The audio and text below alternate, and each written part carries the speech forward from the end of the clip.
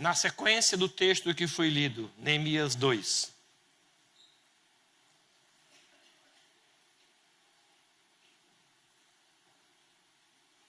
Obrigado.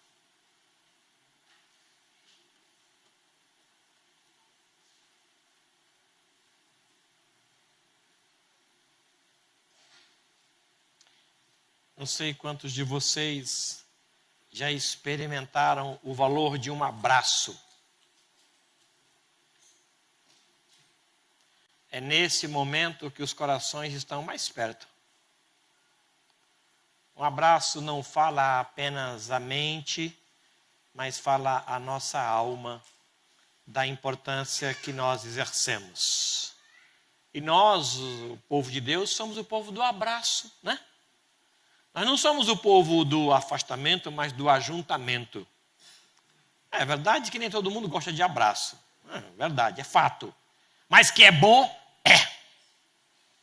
E que faz falta, gente. Que faz falta. Há dias em que tudo que nós queremos e tudo que nós precisamos é só de um abraço. Um tempo desse bem machucado, alguém mandou esses memes, eu não sei se a palavra é essa, que dizia assim: um dia alguém vai lhe dar um abraço tão apertado, que vai emendar o que está quebrado por dentro. Fiquei pensando naquilo. Um dia alguém vai lhe dar um abraço tão apertado, que vai emendar o que está quebrado por dentro. O que está quebrado por dentro é emendado por um abraço. Quero agradecer aos irmãos que se cumprimentaram e se abraçaram. Isso é culto, isso é bálsamo, isso é remédio. Isso é remédio. Nós não somos uma ilha, nós somos o povo do ajuntamento. E nesta linha de raciocínio, eu queria ler Neemias com vocês, mesmo assentadinhos.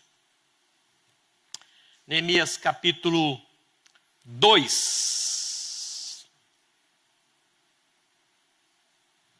No mês de Nisan, no 20º ano do rei Artaxerxes, uma vez posto o vinho diante dele, eu o tomei para oferecer e lhe o dei. Ora, eu nunca antes estivera triste diante dele. O rei me disse: por que está triste o teu rosto, se não estás doente? Tem de ser tristeza de coração? Então temi sobremaneira e lhe respondi: viva o rei para sempre! Como não me estaria triste o rosto se a cidade onde estão os sepulcros dos meus pais está assolada e tem as portas consumidas pelo fogo? Disse-me o rei: o que me pedes agora? Então orei ao Deus dos céus e disse ao rei: se é do agrado do rei, e se o teu servo acha mercê em tua presença, peço-te que me envies ajudar à cidade do sepulcro de meus pais, para que eu a reedifique. Então o rei, estando a rainha assentada junto dele, me disse: quanto durará a tua ausência? Quando voltarás? Aprove ao rei enviar-me, e marquei certo prazo. E ainda disse ao rei: se ao rei parece bem, dei-me-se cartas para os governadores da além do Eufrates, para que se me permitam passar e entrar em Judá. Como também carta para Asaf, guarda das matas do rei, para que me dê madeira para as vigas das portas da cidadela do templo, e para os muros da cidade, e para a casa em que deverei alojar-me.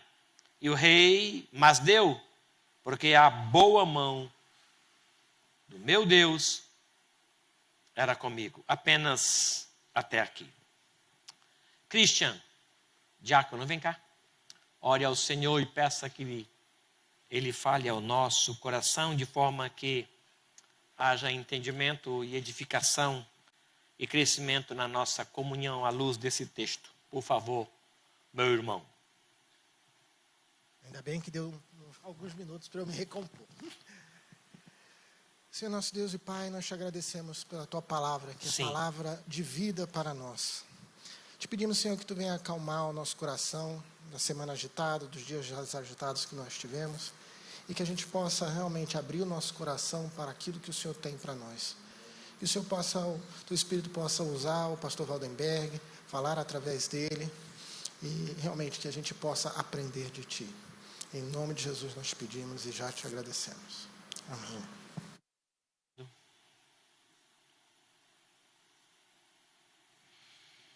Nós estamos no ano de comunhão. E eu, dando sequência a esta ideia, queria que você saísse daqui com uma pergunta na sua mente e que você respondesse para você mesmo, hoje, amanhã, e a semana, e o ano.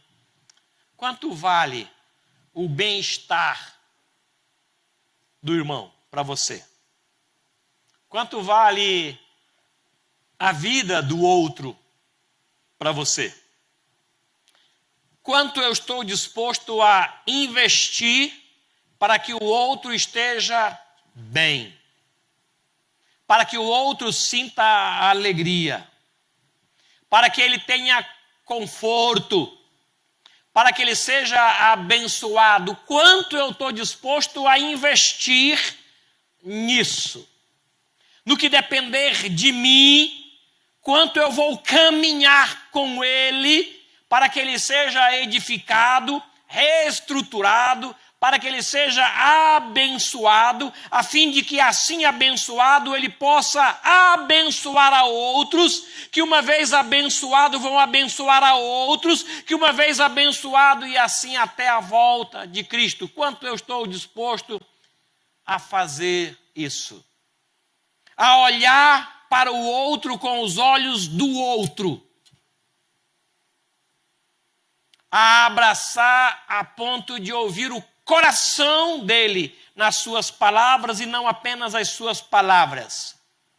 A ordem de Deus é essa: amar o outro como a si mesmo, amar o próximo como a si mesmo. No boletim 2272, o editor falou sobre o próximo e sobre o outro. Ele fez uma diferença interessante sobre o outro e sobre o próximo. Quem é o outro e quem é o próximo? E nós estamos trabalhando esta ideia durante todo esse ano 2023 sobre o investimento que eu vou fazer no outro e no próximo. Que tipo de investimento eu sou capaz de fazer pelo meu próximo, quando o meu próximo não está muito próximo? Quem é o meu próximo, então? Perguntou o intérprete da lei. Mas essa pergunta não tinha objetivo de conhecimento. O que ele queria, na verdade, era fazer um laço para Jesus. Ele queria pegar Jesus. Ele armou uma arapuca e queria pegar Jesus. Mas o Senhor Jesus devolveu a arapuca para ele, dizendo: quem é o próximo do homem que sofreu? E ele não responde como deveria responder. E o Senhor Jesus disse para ele: vai e faça a mesma coisa. Investir em comunhão. Quem é o nosso próximo que está próximo? Maria Ângela, dirigindo um cântico, ela disse: cumprimente o próximo mais próximo. É fácil cumprimentar o próximo mais próximo. Mas quem é esse próximo mais próximo de nós? O próximo mais próximo talvez seja um morador de rua. Talvez seja aquela mulher com um filho lá na porta da loja que diz para você: me arranja uma moeda para alimentar essa criança. Talvez seja aquele homem lá no farol, semáforo, com um papelão bem grande que diz assim: eu não almocei hoje. Me ajude a almoçar. Eu estou desempregado. Já viu isso? Aqui, levanta a mão. nesses faróis, semáforo, não sei como é que fala aqui. A gente vê, né? E o que é que você faz? Você finge que está falando com alguém? Finge que não é você? Cara de paisagem. Porque aquele próximo não é tão próximo cuja proximidade te incomode. Quem é o próximo mais próximo? Como é que a gente encara isso daí? Porque tem o próximo mais próximo e tem o próximo ainda mais próximo do que o próximo anterior. Desculpa esse jogo de palavras, mas eu espero que você entenda a linha de raciocínio. O próximo ainda mais próximo é o irmão desempregado. Quando você vê e fica sabendo que ele perdeu o emprego, o que isso gera na tua alma?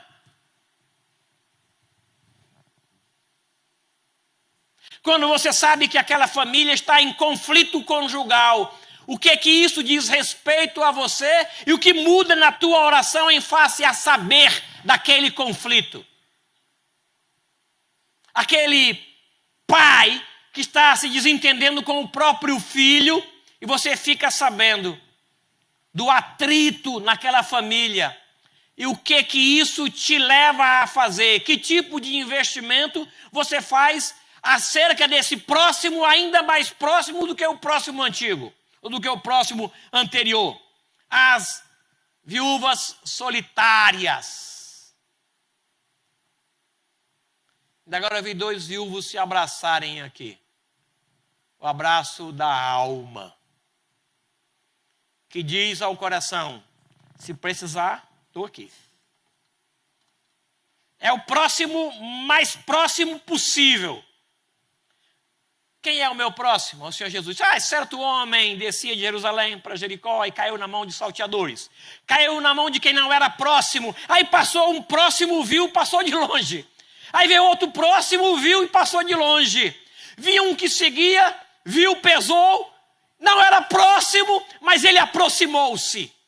Porque ele era inimigo. É samaritano do judeu. Aí ele viu, e pelo que viu, se tornou próximo daquele que não era próximo. Quem é o próximo? O que muda em nós ao saber que o próximo, bem próximo, não está tão próximo? Quando o próximo que era próximo se afasta, o que você faz? Liga. Pergunta. O que houve, próximo? Que você se afastou? Você diz, já que ele se afastou, deixa ele afastado. Já que ele se afastou é porque não era próximo. Já que ele foi, que vá. Já foi tarde. Como é que a gente reage quando o próximo se afasta? Porque existe o próximo próximo e existe o próximo distante. Mas é próximo do mesmo jeito. Quem é o próximo distante? Próximo distante é aquele missionário que saiu daqui e foi para longe. Está hoje com a esposa distante e que manda foto dizendo, ora por nós, estamos correndo riscos de vida. É o próximo nosso daqui que está longe. É o próximo que se afastou com uma missão de Deus. Mas ele ainda é próximo. E daqui a pouco ele vai se aproximar e nós vamos abraçar e vamos dizer como é que foi por lá. E vamos ouvir a sua história e vamos nos alegrar e seremos edificados. Os irmãos que estão em viagem são próximos que se afastaram. Irmãos de outras igrejas são próximos que estão cultuando em outro lugar. Ou se cultua em outro lugar, não é próximo. Como é que você encara isso daí? Estava conversando com o Felipe ontem. Hoje de manhã, né? Sobre os próximos que estão em outro lugar. E nós concluímos, nós dois, que o próximo que está em outro lugar é próximo mesmo. Está longe dos meus olhos e dos meus ouvidos, mas não longe do meu coração. Então ele é próximo. Ele pode pensar diferente, agir diferente, mas é próximo. E lá no céu, mais próximo ainda, passaremos a eternidade. O próximo distante pode ser o colega da empresa, pode ser o amigo do condomínio, é um próximo distante. Eu não sei o nome, talvez eu, por não saber, chame de irmão. Irmão, olá meu irmão, sei nem quem é, sei nem o nome. Como às vezes eu sou orientado a sair por uma porta, mas a pessoa a quem eu dirigi os sinais entendeu diferente, que era para abraçar. E obediente, a pessoa que recebe o sinal vai lá e abraça o estranho, porque acha que o estranho é o próximo que foi lhe dado a ordem para abraçar. Ninguém entendeu o que eu falei, eu e a Beth e a Aline entendemos. Quem é o próximo distante mais perto de você? Existe o próximo, e dentre os próximos, o mais próximo ainda. Existe o próximo distante, e dentre o próximo distante, existe o próximo distante que está mais perto, que está mais próximo. Aí aqui no caso, o próximo distante, mais perto, pode ser o cônjuge no dia do atrito, em que a gente não quer tocar, porque o toque nos trai. Você que não quer muito próximo, o seu próximo, por conta de um problema que aconteceu e não se resolveu. O filho que não fala com o pai é o próximo distante mais perto que nós temos. Aquele que já não cumprimenta, aquele que já não participa. O que a gente vai fazer? Porque tem o próximo e tem o próximo distante. Todos nós temos os dois. As ações do texto lido em Lucas, a partir do 10:25, fala do bom samaritano. E esse bom samaritano, ele tem uma experiência com alguém que não lhe era próximo. Inclusive, era tido por inimigo dele. Mas ele viu o problema. Ele sentiu o problema. Ele veste a camisa e ele assume o risco, inclusive, de ter sido o culpado por aquele incidente que o homem veio a sofrer. Ele entra na cidade dos judeus com um judeu no seu animal. Olha que risco! E ele chega na hospedaria e fica aquela noite lá todinha, tratando do homem, porque ele viu e aos seus olhos aquele homem é o seu mais próximo possível. Pode ser inimigo, mas ele estava ferido e alguém ferido torna-se o meu próximo. E o bom samaritano não é bom à toa, ele pagou o preço. E as suas ações tornaram-se conhecidas, tornaram-se observadas e até imitadas, porque essas ações nos estimulam a ser o bom samaritano. Seja o bom samaritano. Quando você ver alguém que não causou o problema, que não é tão próximo como deveria ser, aproxime-se e faça algo de bom em favor dele. E nós então copiamos isso daqui. As ações do bom samaritano nos revelam o que fazer quando vemos o próximo, ouvimos o próximo e nos envolvemos com o próximo bem próximo de nós. Mas existem ações aqui em Neemias quando você não vê o próximo, não escuta o próximo e quando o próximo está distante dos seus olhos. E Neemias nos diz o que fazer quando o próximo está longe. E ele fala que, primeiramente, você que tem um próximo longe, um próximo que você não viu, um próximo de quem você nada ouviu, mas que é próximo, o que deve fazer? Aí, Neemias dá um show para nós. Ele fala para você sentir o problema do próximo como se o problema do próximo fosse seu. Veio Anani, um dos meus irmãos, com alguns de Judá, então lhes perguntei pelos judeus que escaparam e não foram levados para o exílio, e perguntei acerca de Jerusalém. Disseram-me, os restantes que não foram levados para o exílio, se acham lá na província, estão eles estão, nós não estamos. A informação que chega a Neemias é que havia uma cidade em miséria, mas a cidade estava lá. Anani não veste a camisa, não é o seu povo. Ele dá informação dizendo, eles se acham lá em grande miséria. Os muros estão queimados, portas estão derrubadas. Eles se acham assim. Quando Neemias escuta a história, ele traz a realidade para ele mesmo. E quando ele ora, ele se coloca como se estivesse lá em Jerusalém.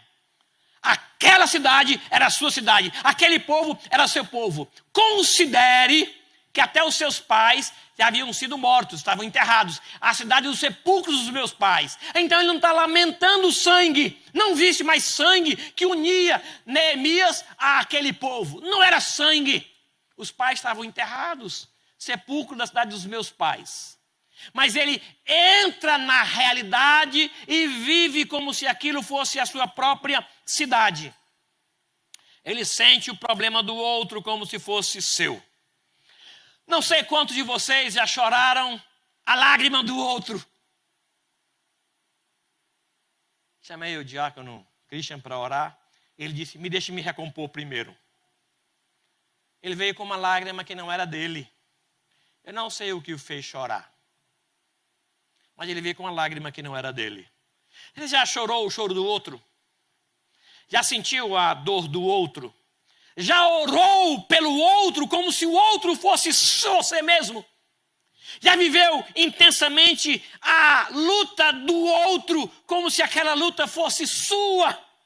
Já orou e já jejuou pelo outro? Considere a isso que ele estava bem de vida. Mas, irmãos, os dias são maus, o amor esfriou e a comunhão se distanciou. E por conta disso, o mais próximo de mim sou eu mesmo. Eu sou o próximo que eu mais gosto. Eu sou o próximo pelo quem eu mais oro. Eu sou o próximo que eu mais cuido, eu mesmo. E depois de mim sou eu de novo. Eu me amo muito. E isso me basta. É assim? Então, o próximo fique lá com o seu problema.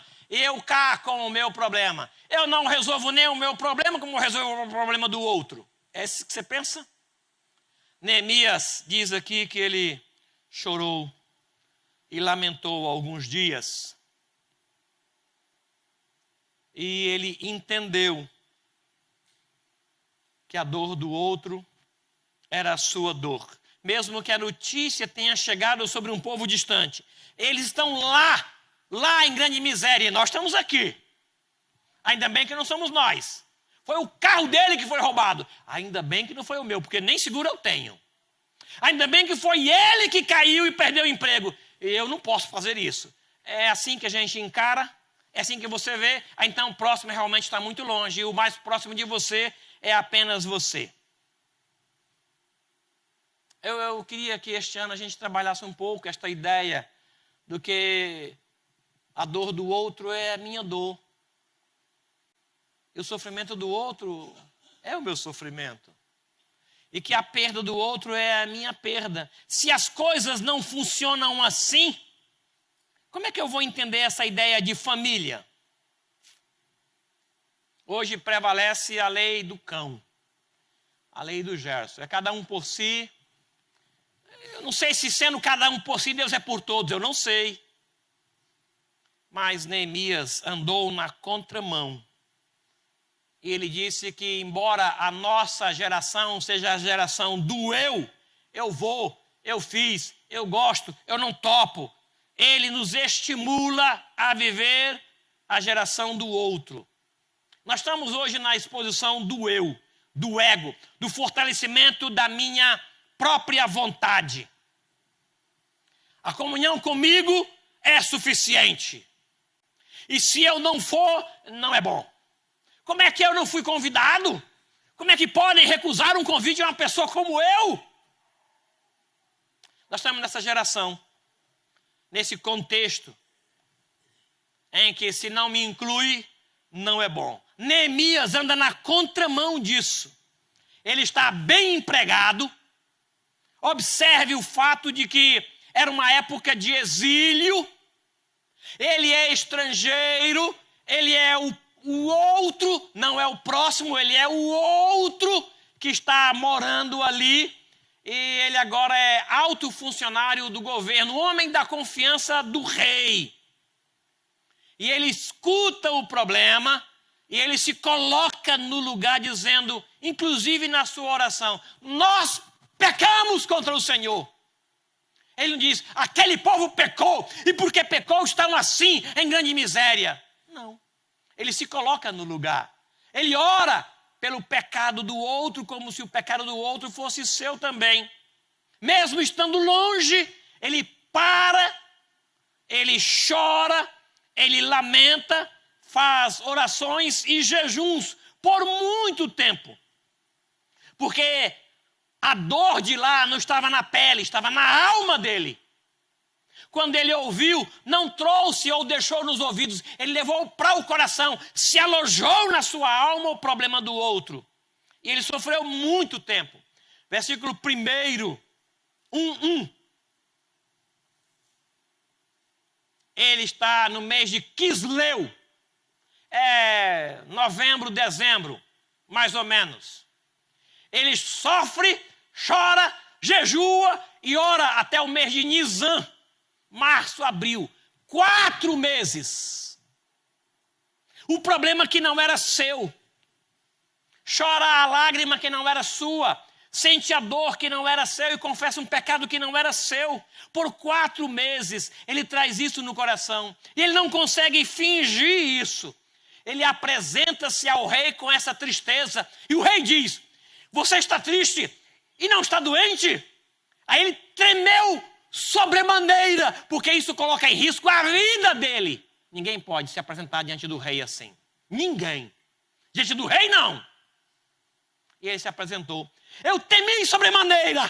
Aí ele diz, como não estaria triste a minha alma se a terra dos meus pais, sepulcro dos meus pais, não estivesse assim, assim, assado. Aquilo é minha história. Ele não nasceu lá, gente. Ele não é de lá. Mas ele vive a realidade do outro como se fosse sua. Ele sofreu isso. Foi capaz de aparecer diante do rei. Não deu nem para disfarçar. Primeiro ele ora, chora, lamenta, sente e jejua por muito tempo. Depois ele age, ele vai ao rei. Nós precisamos nesse ano deixar o Espírito agir em mim e me mostrar que o problema do outro é meu problema. O desemprego do outro tem que me fazer chorar. Tem que me fazer orar. Como é que a família vai ser sustentada? Eu vou orar. Aí depois de orar, eu vou agir. É isso que ele faz. Ele sente o problema do outro como se fosse seu. Ele parte para investir. Após orar diante do rei, ele pede recursos, ele pede tempo, ele pede cartas, ele pede madeira. O rei deu isso e deu ainda mais. Deu proteção e deu cavalheiros. Por quê? Porque a boa mão do meu Deus era comigo.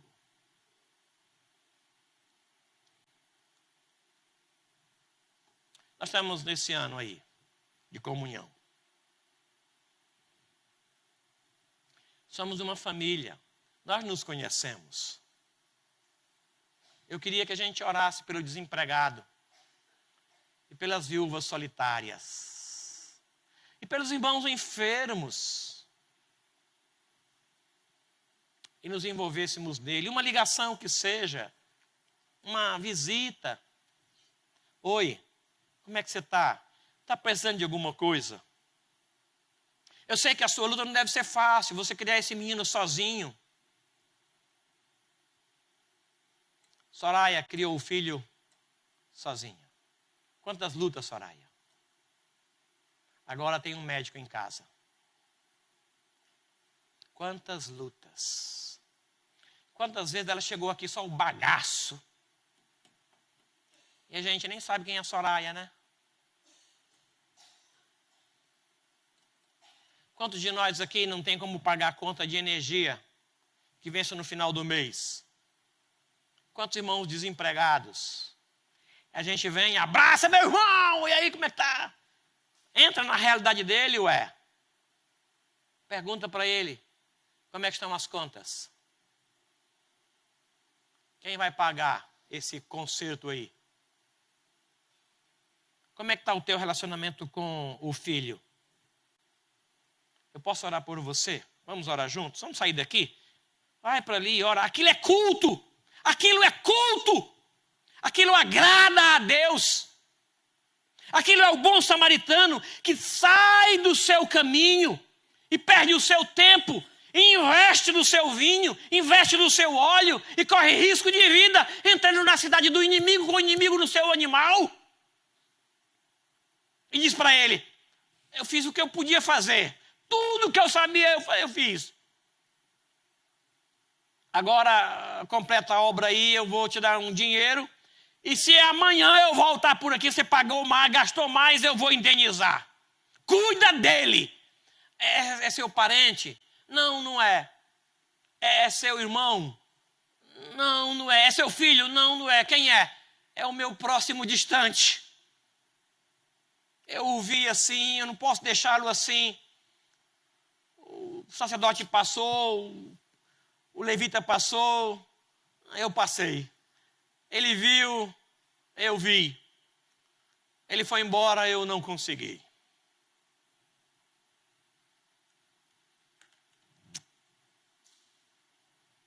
É interessante que Neemias divide as bênçãos. Ele intercede junto ao rei pelo próximo que não era tão próximo assim. Ele pede madeira, ele pede cartas. Ele sabe que vai enfrentar uma realidade dura para atravessar de um lugar para o outro. Ele pede então permissão, me dá carta. Agora também me dá madeira. E ele quer fazer isso para o outro, não é para ele. Não é para ele. Havia uma senhora bondosa aqui, que pedia nessas lojas aí tecido para os pobres. Lembram dela? Ia nas lojas e dizia assim, tem aí algum pedaço de tecido para eu fazer alguma coisa para os pobres? Aí as lojas davam para ela, ela juntava aquilo, trabalhava e trazia e oferecia para os pobres. E eu cheguei, eu a conheci, fiquei impactado com isso, porque ela ajudava o próximo que não era tão próximo dela assim. Aqui Neemias, andando na contramão da sua cultura, leva as bênçãos e assume as dores. Nós andamos o contrário. Eu levo as minhas dores e quero trazer as bênçãos. Não é assim? Nós falamos das nossas mágoas e falamos, e falamos, e falamos, e falamos. E quando falamos muito, ficamos em paz e não deixamos nada de paz na pessoa que recebeu as nossas lamúrias. Neemias vai lá a um povo que não era o seu, que não era tão próximo assim, deixa as bênçãos do Senhor e assume as dores daquele povo. Porque ele partiu para uma casa e tornou a casa do outro a sua própria casa. Foi isso que ele fez. Quando você lê isso daqui, abra a sua Bíblia, versículo 17. Então lhes disse, estáis vendo a miséria em que estamos? Ele não diz, vocês não estão vendo a miséria em que vocês estão? A miséria de vocês? Não, ele vestiu a camisa. Ele dividiu as bênçãos que trouxe e assume as dores. Estáis vendo a miséria em que estamos? Jerusalém assolada, as portas queimadas. Vinde, pois, reedifiquemos os muros e deixemos de ser opróbrio. E lhes declarei como a boa mão do meu Deus estivera comigo. Eu trouxe as bênçãos e assumo as dores. Esse vai ser o ano para fazermos isso. Dividir as bênçãos. e assumir as dores. Por quê? Porque nós somos uma família. Porque vamos para o céu. Porque vão vocês os próximos, mais próximos que eu tenho. Uma vez alguém me perguntou, você vai passar Natal em família? Assim, claro que sim. Passou o Natal, a pessoa, mas você não viajou para passar em família? Pelo contrário, para passar em família não precisava viajar. Essa é a minha família. E Deus sabe disso. Há 34 anos eu passo o Natal em família. 34 anos. 34 a 35, eu não sou ruim de conta. Vocês são a minha família. São o próximo, mais próximo que eu tenho. Eu queria chamá-los a investir esse ano nisso. Curve sua cabeça, por gentileza, por favor.